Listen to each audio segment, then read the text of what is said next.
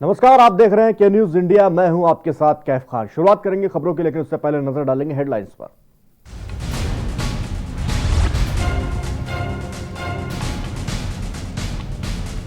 350 करोड़ स्वीकृत। हरिद्वार में बंद होंगे सभी slaughter house. CM Trivendra Singh Rawat ने जारी किए निर्देश। जिले में बूचड़खानों पर तत्काल प्रभाव से रोक लगाने की मांग की। चुनावी साल में त्रिवेंद्र के पिटारे से हर वर्ग को मिली सौगात। 2021-2022 के लिए 57,400 करोड़ रुपए का बजट किया पेश। हरिद्वार में महाकुंभ मेले में पेशवाई का दौरा जारी। हरिद्वार में 2 अखाड़ों की भव्य पेशवाई निकाली गई। चमोली की ऋषि गंगा झील से पानी निकालने का साइफोनिक एक्शन सुरक्षित तरीका। आईआईटी रुड़की के वैज्ञानिकों ने भेजी report. Rajaji tiger reserve park की हरिद्वार रेंज में मानसा देवी मंदिर पहाड़ियों पर जंगल में अचानक लगी आग, मचा हड़कंप। आप देख रहे हैं के न्यूज, खबरों का सारथी।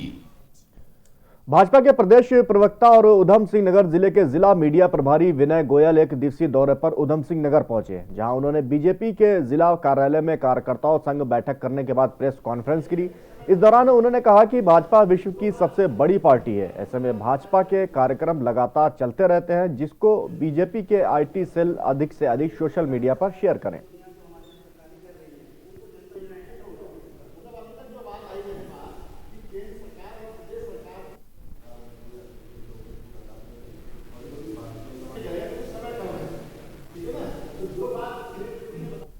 देखिए, भारतीय जनता पार्टी साल के 365 दिन सक्रिय रहने वाली पार्टी है।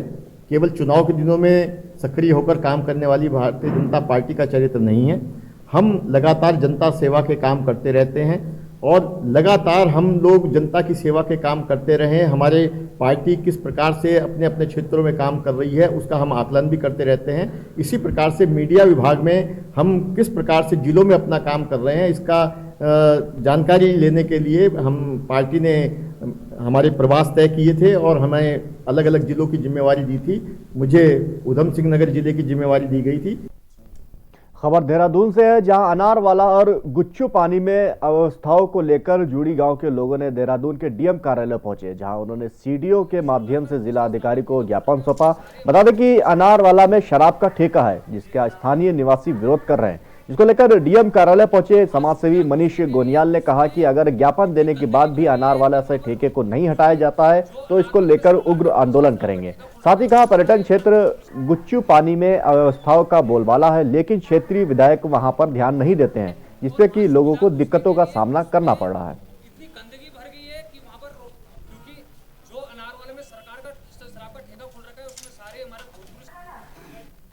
जो हमारा सीडीओ जी को मैडम को जो हमने ज्ञापन सौंपा है, उसमें हमारी मांगे हैं। पहले तो शराब का ठेका, जो अनारवाला भूतपूर्व सैनिकों का एरिया है, उसी जगह में अनारवाल में शराब का ठेका खोला गया है और उसी के 100 किलोमीटर दूरी दायरे में एक भद्रकाली मंदिर है और उसी के 100 किलोमीटर दायरे में एक स्कूल है और वहीं बस स्टैंड है और नीचे उसके पर्यटन स्थल हमारा वो है।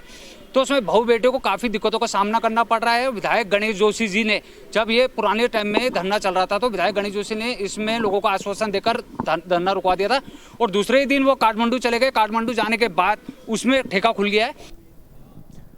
खबर रुद्रपुर के सिडकुल स्थित अशोका लीलैंड फैक्ट्री में स्थायी रोजगार को लेकर सैकड़ों कर्मचारियों ने फैक्ट्री गेट का प्रदर्शन किया। इस दौरान सुरक्षा व्यवस्था को लेकर भारी पुलिस फोर्स सहित तमाम प्रशासनिक अधिकारी मौजूद रहे। वहीं प्रदर्शन कर रहे कर्मचारियों का कहना है कि आशीर्वाद योजना के तहत फैक्ट्री प्रबंधक ने 4 साल का डिप्लोमा कर स्थायी रोजगार देने का आश्वासन दिया था, लेकिन फैक्ट्री प्रबंधक ने डिप्लोमा 6 साल में पूरा करते हुए उन्हें फैक्ट्री से निकाला जा रहा है। पहले बैच में 150 से अधिक कर्मचारियों को बाहर का रास्ता दिखा दिया गया है, जबकि फैक्ट्री में 700 कर्मचारी अभी भी आशीर्वाद योजना के तहत काम कर रहे हैं।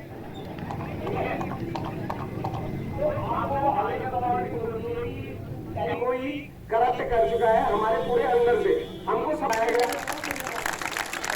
एनीटाइम हमको लाया गया। पर हम लोग नॉर्मली मिडिल क्लास फैमिली से हैं, तो हम लोगों को लगता है कि ये लोग बोलते हैं कि ठीक है 4 साल के बाद हमने 6 साल में कम्युनिकेशन सीख गया। अवैध मिट्टी खनन के खिलाफ कार्रवाई करते हुए राजस्व अधिकारी ने 2 ट्रैक्टर ट्राली को जब्त करके कार्रवाई की है। सीमांत क्षेत्र खटीमा तहसील एसडीएम निर्मला बिष्ट ने क्षेत्र में चेकिंग के दौरान अवैध मिट्टी खनन कर ले जाई जा रही ट्रैक्टर ट्राली को पकड़ा। वहीं खनन अधिनियम के अंतर्गत कार्रवाई करते हुए बताया कि लगातार क्षेत्र में मानकों को ताक पर रखकर अवैध मिट्टी खनन की शिकायतों पर गौर करते हुए ये कार्रवाई की गई है और लगातार तहसील प्रशासन इस अवैध खनन के खिलाफ प्रयासरत है।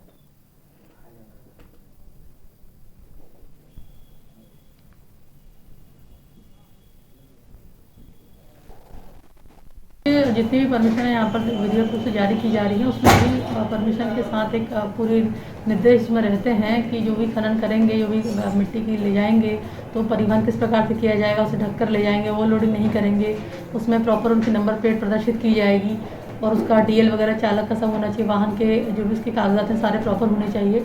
तो ये सबको लेकर समन्वय के साथ बैठकें भी की गई थी और उनको निर्देश लिखित रूप से भी किया जाता है। लेकिन उसके बाद भी क्षेत्र भ्रमण के दौरान आज एक नौगा ठग्गू में एक परमिशन दी गई थी, उसके गुजरने के दौरान पाया गया कि जो उसकी ट्रैक्टर ट्रॉली थी उसमें ओवरलोडेड मिट्टी भरी हुई थी पूरी। खबर विकासनगर से है, जहां विभागीय अधिकारियों के साथ साठगांठ कर भूमाफियाओं को फलदार पेड़ों का अवैध कटान और बागान की भूमि को बिना लैंड यूज चेंज भारी पड़ गया। जब जनहित याचिका के चलते हाईकोर्ट के आदेश पर बनी एसआईटी टीम ने तत्कालीन संबंधित विभागों के अधिकारियों और भूस्वामी के खिलाफ संबंधित धाराओं में मुकदमा दर्ज कराया गया है।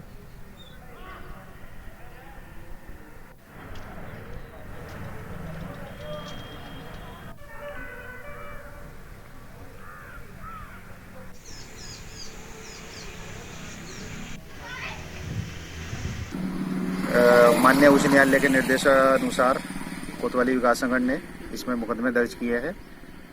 इस मामले को लेकर मैं पहले अधिकारियों से मिला, अधिकारियों को मैंने अवगत कराया कि ऐसे करके अवैध रूप से कटान हो रहा है, लेकिन अधिकारियों द्वारा भूमाफियाओं के दबाव में कोई कार्रवाई नहीं की गई। इसको लेकर के मुझे मजबूरन माननीय उच्च न्यायालय की शरण लेनी पड़ी और न्यायालय ने मेरे पक्ष में फैसला सुनाते हुए यह आदेश दिया कि इसमें एसआईटी की जांच हो और संबंधित अधिकारियों के खिलाफ मुकदमे दर्ज किए जाएं। उच्च न्यायालय के आदेश के अनुसार अनुक्रम में एक एसआईटी गठित की गई थी शासन द्वारा, जो विकासनगर क्षेत्र में और आसपास देहरादून क्षेत्र में जो कुछ जमीन थी उसमें जो है बिना परमिशन के पेड़ काटे गए थे, जिसकी वजह से और उसके बाद उसकी प्लॉटिंग कर दी गई थी। तो इस संबंध में जो है एसआईटी द्वारा जाँच की गई। संबंधित भूस्वामी, कॉलोनाइजर्स और संबंधित विभाग के अधिकारियों और कर्मचारियों के खिलाफ मुकदमा दर्ज कराया गया है, जो तत्कालीन उस समय मौजूद थे। हरिद्वार महाकुंभ मेले में पेशवाई का दौर जारी है। शुक्रवार को हरिद्वार में 2 अखाड़ों की भव्य पेशवाई निकाली गई, जहां सुबह एसएमजेएन कॉलेज से आनंद अखाड़े के संतों ने अपनी पेशवाई निकाली, तो वहीं दोपहर को पांडेवाला से आहावन अखाड़े की पेशवाई भी निकाली गई। दोनों ही पेशवाई में नागा सन्यासी ही मुख्य आकर्षण का केंद्र है। पेशवाइयों को देखने के लिए स्थानीय लोगों में अलग ही उत्साह देखने को मिला। पेशवाइयों के लिए प्रशासन द्वारा भी सुरक्षा के पुख्ता इंतजाम किए गए। अपर मेला अधिकारी हरवीर सिंह मौके पर मौजूद रहकर सभी व्यवस्था का जायजा लेते रहे।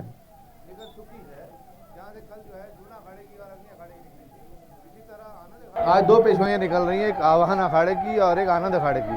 आवाहन अखाड़े की जो पेशवाई है गुघाल मंदिर से निकल चुकी है, जहाँ से कल जो है जूना अखाड़े की और अग्नि अखाड़े की निकली थी। इसी तरह आनंद अखाड़े की पेशवाई जहाँ से निरंजनी अखाड़े की निकली थी वहाँ से निकल चुकी है और दोनों पेशवाइयाँ जो है आगे गतिमान हैं। रुकेंगे एक ब्रेक के लिए, फौरन हाजिर होते हैं।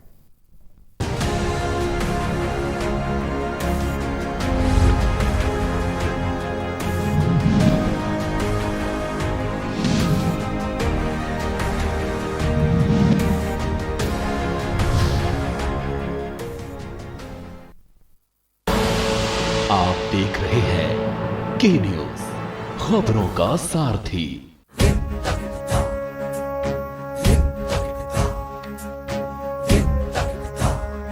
किसानों की आमदनी को दुगना करने के पीएम मोदी के संकल्प को पूरा करने में मजबूती से जुटी है त्रिवेंद्र सरकार।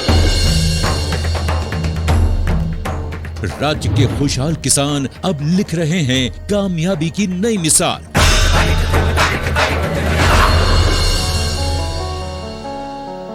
ऐसे ही एक युवा किसान हैं लोकेश, जिन्होंने अपनी आर्थिक स्थिति सुधारने के लिए अपने कृषि उत्पादों की प्रोसेसिंग और मार्केटिंग का निर्णय लिया। वो तो सरकार का थैंक्सफुल कि उनका अनुदान हम लोगों को मिला और 80% सब्सिडी में मशीन्स मिली, जिसमें हम लोग अपने प्रोडक्ट को प्रोसेस करके पैकिंग करके मार्केट कर सकें। आज ये स्थानीय कृषि उत्पादों के एक सफल व्यवसायी हैं। मेरी हल्दी जगह मंडी जा रही है या कहीं जा रही है तो 80 रुपए किलो का उसका रेट है और मैं उसको प्रोसेस करके बेच रहा हूँ, तो उसका रेट जो होता है 400 रुपए किलो पहुंच गया, 300 रुपए किलो का अंतर। तो वो समझिए कि उसमें आय दुगनी करने में बहुत मदद मिली। पिछले 4 साल में लोकेश जैसे लाखों किसानों ने सब्सिडी का लाभ लेकर आधुनिक खेती और कृषि संबंधित स्वरोजगार को अपनाया है। अब महंगी मशीनें किसानों की पहुंच में हैं। फार्म मशीनरी बैंक से मशीनें किराए पर लेने का भी विकल्प है। अब तक पर्वतीय क्षेत्रों में तकरीबन 1500 फार्म मशीनरी बैंक स्थापित किए गए हैं। आज यहाँ पे सरकार द्वारा किसानों को ट्रैक्टर दिए जा रहे हैं छोटे, साथ ही साथ स्प्रे मशीन जो पहले हाथ से चलाई जाती थी, आज बैटरी चलित स्प्रे मशीनें मिल चुकी हैं और उसके साथ ही साथ और कृषि यंत्र भी दिए जा रहे हैं, जिससे जो है किसानों को समय की तो बचत हो ही रही है, धन की भी बचत हो रही है। किसानों को समर्पित उत्तराखंड सरकार, बातें कम काम ज्यादा। आप देख रहे हैं के न्यूज, खबरों का सारथी।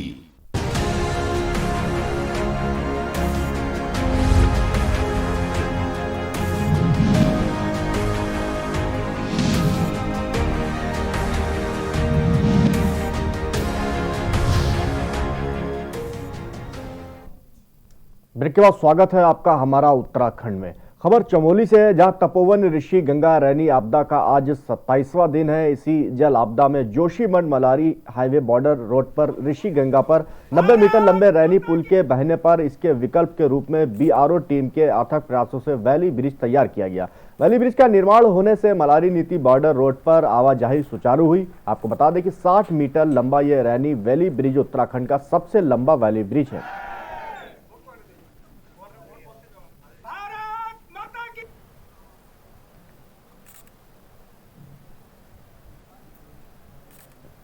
हमें बहुत सारी मुसीबतों का सामना करना पड़ा। आप कि यहाँ पर जो बैक स्पेस होता है लॉन्चिंग के लिए, इस टाइप के ब्रिज होते हैं, उसमें बैक स्पेस की बहुत ज़्यादा आवश्यकता होती है, लेकिन यहाँ दोनों साइड में बैक स्पेस नहीं था।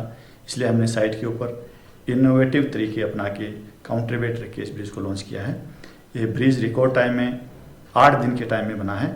आपदा 7 फरवरी को आई थी। उसके बाद में यहाँ पर मलबा 30 से 40 मीटर हाइट तक का मलबा जमा हो रखा था।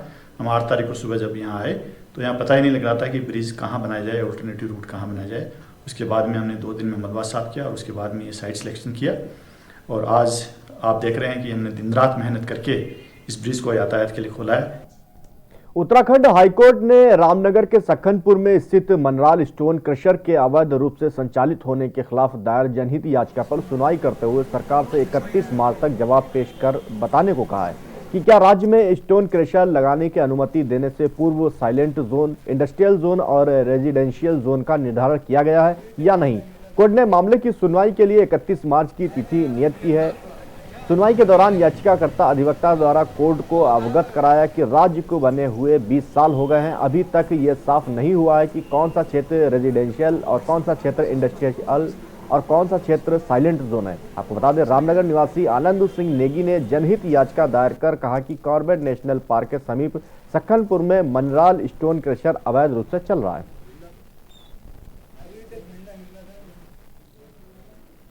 इस मैटर में हमने कोर्ट में ये कंप्लेन किया था पीआईएल में कि जो नॉइज पोल्यूशन स्टैंडर्ड रेगुलेशंस हैं 2000 के, उनके अकॉर्डिंग हर स्टेट में पहले जोनेशन किया जाना है कि कौन सा इंडस्ट्रियल जोन होगा, कौन सा एरिया रेजिडेंशियल होगा और कौन सा साइलेंट जोन होगा।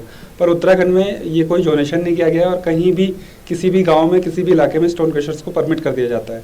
तो इस पर पहले भी कोर्ट ने कुछ क्वेश्चंस रेज किए थे और आज स्टेट गवर्नमेंट से पूछा है कि वो 31 मार्च तक बताएं कि जो नॉइज़ पोल्यूशन रेगुलेशंस हैं उनकी कंप्लायंस में उत्तराखंड में साइलेंट जोन, रेजिडेंशियल जोन और इंडस्ट्रियल जोन का डिक्लेरेशन और डिमार्केशन किया गया है या नहीं किया गया।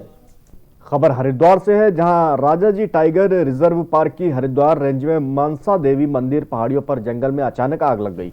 इसकी सूचना मिलते ही पार्क की टीम मौके पर पहुंची और आग पर काबू पाने का प्रयास किया। वहीं क्षेत्राधिकारी विजय सैनी ने बताया कि पार्क का यह क्षेत्र आबादी से लगा हुआ है, इसलिए कई बार ऐसी घटनाएं देखने को मिलती हैं जहां मानवीय भूल के कारण आग लगने की घटनाएं होती रहती हैं।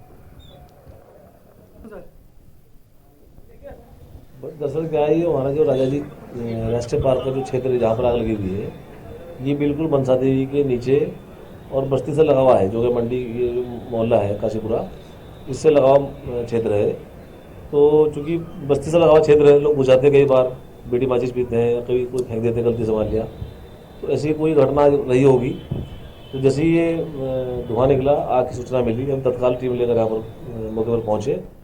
मुख्यमंत्री त्रिवेंद्र सिंह रावत ने बजट सत्र के दौरान सदन में उत्तराखंड राज्य का बजट पेश किया। उन्होंने कुल 57,400 करोड़ रुपए का बजट पेश किया है। वहीं भाजपा ने इस बजट को ऐतिहासिक बताया, जबकि कांग्रेस प्रदेश उपाध्यक्ष सूर्यकांत धस्माना का कहना है कि सरकार का ये बजट सिर्फ झूठ का पिटारा है।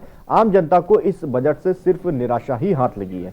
धस्मान ने कहा कि त्रिवेंद्र सरकार के इस बजट ने हर साल की तरह इस साल भी लोगों की उम्मीदों को तोड़कर रख दिया है।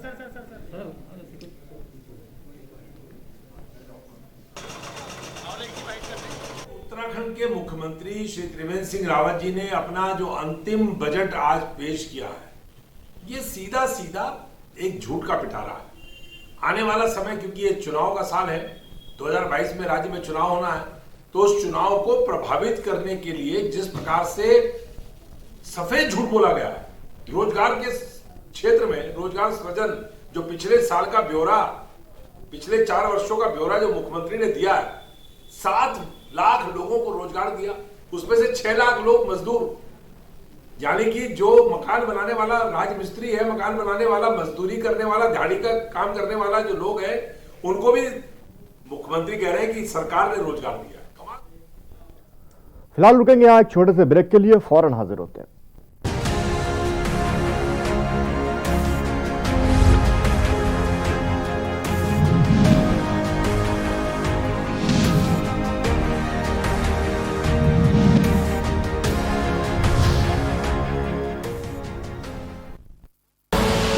आप देख रहे हैं के न्यूज, खबरों का सारथी। नमो विजन के अनुरूप निखरता उत्तराखंड, मुख्यमंत्री जी के सपनों को साकार करता उत्तराखंड, देवभूमि उत्तराखंड जो पहाड़ों की तलहटी में कई छोटे बड़े गांवों को समेटे हुए है। लंबे टेढ़े मेढ़े रास्ते जहां सड़कों का नामो निशान तक ना था, पहाड़ के पथरीले रास्तों को सुगम बनाकर लोगों में उम्मीद की रोशनी जगाने वाली त्रिवेंद्र सरकार ने जनता के दर्द को समझा और उनके आवागमन के लिए पहाड़ के पथरीले रास्तों को सुगम बना दिया।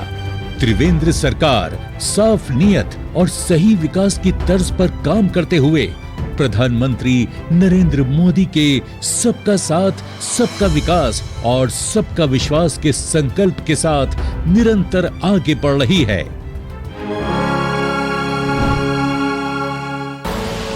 आप देख रहे हैं के न्यूज, खबरों का सारथी।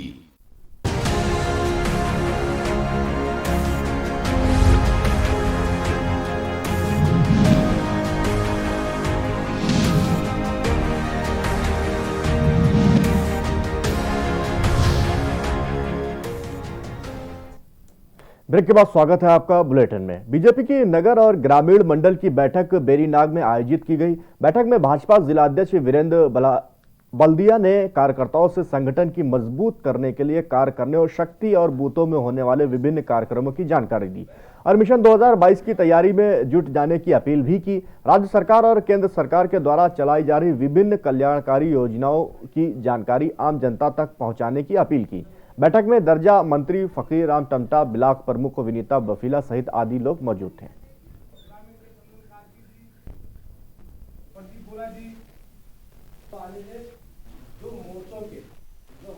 भारतीय जनता पार्टी ने आज हमारे जो संगठन की दृष्टि से बेरीनाग ग्रामीण मंडल और बेरीनाग नगर मंडल है, दोनों मंडलों की संयुक्त बैठक की है, जिसका मुख्य उद्देश्य संगठन का जो कार्य है उस कार्य को बूथ स्तर तक ले जाना और बूथ स्तर तक की जो व्यवस्था बनती है उसको मंडलों द्वारा कैसे संचालित किया जाना और कार्यकर्ताओं से पूरे क्षेत्र की जानकारी भी हमने एकत्रित की है। और जो हमारा उद्देश्य है, जो आने वाले समय में जो चुनाव यहाँ पर 2022 के विधानसभा चुनाव होने वाले हैं, खबर लक्सर से है, जहां पुरानी पेंशन को बहाल किए जाने की मांग लगातार तूल पकड़ रही है। वहीं पुरानी पेंशन बहाली संयुक्त मोर्चा के जिला संयोजक विवेक सैनी की अगुवाई में लक्सर में आयोजित मोर्चा की बैठक में जिलाध्यक्ष नवीन सैनी ने कहा कि पेंशन प्रत्येक सरकारी कर्मचारी का बुनियादी हक होता है, लेकिन सरकार ने पेंशन बंद कर ऐसे तमाम कर्मचारियों के हितों पर हमला किया है, जिसे किसी भी सूरत में बर्दाश्त नहीं किया जाएगा। उन्होंने कर्मचारियों का आह्वान किया कि वे अब एक मंच पर आकर पुरानी पेंशन बहाली के लिए पूरी ताकत के साथ संघर्ष करें। मेरा ऐसा विचार है और बहुत कि एक पुरानी पेंशन बहाली आंदोलन चल रहा है जो पूरे देश में इस समय गतिमान है, तो उसी के दृष्टिगत जो है लक्सर और ब्लॉक जो कार्यकारिणी है हमारी, इनको दायित्व दिए गए हैं जिससे इस आंदोलन को और अधिक बल मिले। हमारी ये बैठक हुई है वो पुरानी पेंशन बहाल करने के संबंध में है और यहाँ पर हमारी जो खानपुर ब्लॉक की कार्यकारिणी है और जो लक्सर ब्लॉक की कार्यकारिणी है उसका गठन भी हुआ है। मैं आपके माध्यम से सरकार से ये आग्रह करूँगा, क्योंकि हम लोग 24 घंटे जब भी सरकार कहती है कोरोना में हो या अन्य कोई भी हमें काम दिया जाता है, हम पूरी ईमानदारी से करते हैं। जिस प्रकार से जनप्रतिनिधियों की पेंशन आज तक लागू है। हरिद्वार के निकायों में स्लॉटर हाउस पर प्रतिबंध लगाए जाने के बाद हिंदू संगठन कार्यकर्ताओं ने प्रदेश सरकार एवं स्थानीय सांसद का आभार व्यक्त किया। आपको बता दें कि रुड़की के आदर्श नगर में आयोजित पत्रकार वार्ता में विश्व हिंदू परिषद और बजरंग दल के पदाधिकारियों ने सरकार द्वारा पशुवध शाला के संबंध में जारी किए शासनादेश का स्वागत किया। विश्व हिंदू परिषद के जिला मंत्री शिव प्रसाद त्यागी ने कहा कि वो हरिद्वार जिले के मैंगलोर में स्लॉटर हाउस खोले जाने का लगातार विरोध कर रहे थे और इस संबंध में उन्होंने धरना प्रदर्शन करने से लेकर मुख्यमंत्री तक से मिलकर अपनी आपत्ति दर्ज करवाई थी।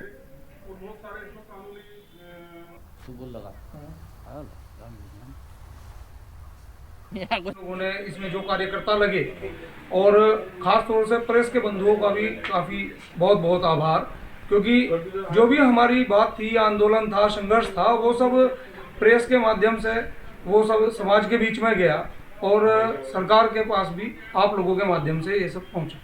विस्तृत तो मैं नहीं कहूँगा, क्योंकि विशुद्ध रूप से सामाजिक आंदोलन था और इस आंदोलन को जो अग्रणी रूप में भूमिका निभाई विश्व हिंदू परिषद और बजरंग दल ने। और बजरंग दल विश्व हिंदू परिषद किसी राजनीतिक दल के दबाव में या किसी दल के समर्थन में काम नहीं करता। और सामाजिक और धार्मिक जो भी विसंगतियाँ होती हैं और धार्मिक कुरीतियाँ होती हैं तो वो उसके लिए काम करता है। डोईवाला तहसील अंतर्गत लाल तप्पड़ में बिरला यामा कंपनी के सैकड़ों कर्मचारी यूकेडी के समर्थन के साथ डोईवाला पहुंचे, जहां उन्होंने शासन प्रशासन पर गंभीर आरोप लगाते हुए 6 साल पहले सील हुई कंपनी में रखे लगभग 63 करोड़ के सामान की चोरी का आरोप लगाया है और शीघ्र खुलासे की मांग की है। कर्मचारियों का आरोप है कि वर्ष 2014 में कंपनी के प्रशासन द्वारा सील कर दिया गया था, जिसमें लगभग 300 कर्मचारियों का वेतन भी लंबित था और मामला कोर्ट में विचाराधीन है। पर कंपनी में रखे करोड़ों के जनरेटर व बेशकीमती सामान, यहां तक कि कंपनी का स्ट्रक्चर भी चोरी किया जा चुका है, जिसमें शासन प्रशासन व कंपनी की मिली भगत से चोरी किया गया है, जो कि बहुत बड़ी चोरी है। पर शासन प्रशासन द्वारा अभी तक कोई कार्रवाई नहीं की गई है। आपके बड़े स्तर से इसमें जो कार्रवाई 14 में तहसीलदार ने, एसडीएम ने फैक्ट्री को सील किया और इसके बाद पूरी प्रशासन ने अपने हाथ में ले लिया और प्रशासन के हाथ में लेने के बाद आज तक हमारे जो है किसी कर्मचारी के सैलरी नहीं मिला और छोटे बीमारी की वजह से, पैसे नहीं होने की वजह से लंबे बीमारी के शिकार होकर के आधे आदमी मर गए और जो तनख्वाह नहीं मिला। और बड़ा दुर्भाग्य की बात है कि हमारे क्षेत्र के 2 विधायक हैं, एक जो है स्पीकर है श्री प्रेम अग्रवाल जी और हमारे यहाँ का सीएम है त्रिवेंद्र सिंह रावत जी ने, 2 के होते हुए बाला झाड़ लेते हैं। तुम्हारा मुकदमा चल रहा है, अरे हम कह रहे हैं मुकदमा चल रहा है तो हमारा पैसा देते। आज वहाँ सारी सामान मशीन, एक नट बोल्ट भी नहीं है, यहाँ तक कि छत के जो है गाटर तक काट के ले गए। चोर। कितने कर्मचारी हैं जिनका वेतन? 302 लोग हैं जी। तो आप क्या करिए, कंपनी की तरफ से कोई आपको? नहीं, अभी तो ऐसा है कि डीआरटी कोर्ट ने इसको नीलामी होनी है। अच्छा। अब सामान तो चोरी हो गया सारा, अब इतनी बड़ी चोरी बिना मिली भगत के तो हो नहीं सकती, चाहे मैनेजमेंट हो चाहे कोई भी। कितने सालों से आप? एक ज्ञापन इन्होंने सौंपा है जिसके संबंध में ये कह रहे हैं कि वहाँ चोरी हुई है जो कंपनी का सामान है। तो इसके संबंध में मैंने एसओ लाल तप्पड़ हैं जो कि इंचार्ज, उनसे बात की थी। उनके द्वारा बताया गया कि अभी इन्होंने जब इस चोरी का प्रकाशन हुआ है, प्रकाश में आई है, तो उन्होंने 4 जो है चोर भी पकड़ के उनको उन्होंने मुकदमा दर्ज करके वो जेल में है। अब चूंकि ये कह रहे हैं तो इसमें मैं अभी इसको मैं देख रही हूँ कि इसमें और क्या वैधिक कार्रवाई होगी। फिलहाल इस बुलेटिन में इतना ही। खबरों का सिलसिला लगातार जारी है, बने रहिए हमारे साथ।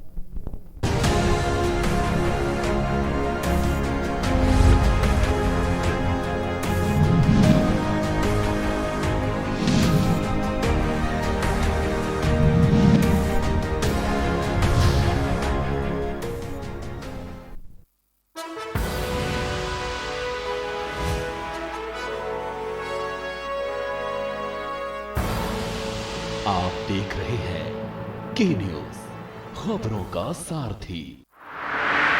इंफ्रास्ट्रक्चर की तेज विकास से प्रगति की राह पर है उत्तराखंड।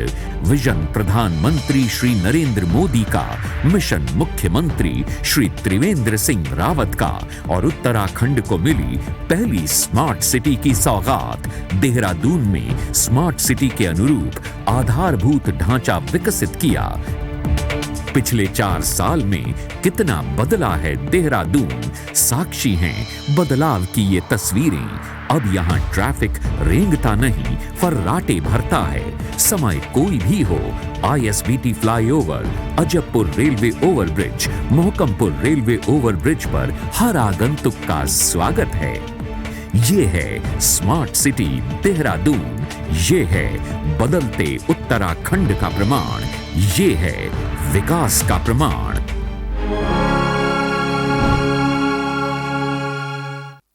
और खुशबू में झूम के भाई लेके आए गोल्डी मसाले, खुशबू और स्वाद ऐसा तो रिश्तों में गुस्सा कैसा।